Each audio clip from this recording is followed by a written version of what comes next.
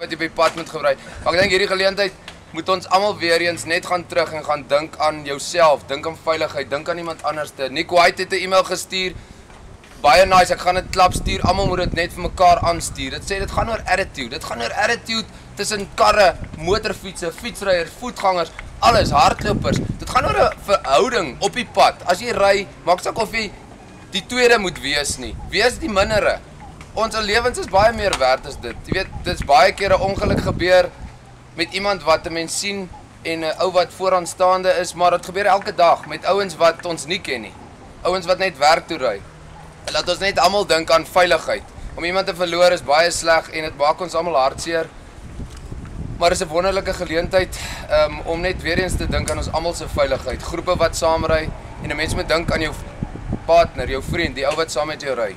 So I'm just going to ask you to say a few, to have a moment's silence for Barry Stander, who tragically passed away 2 days ago.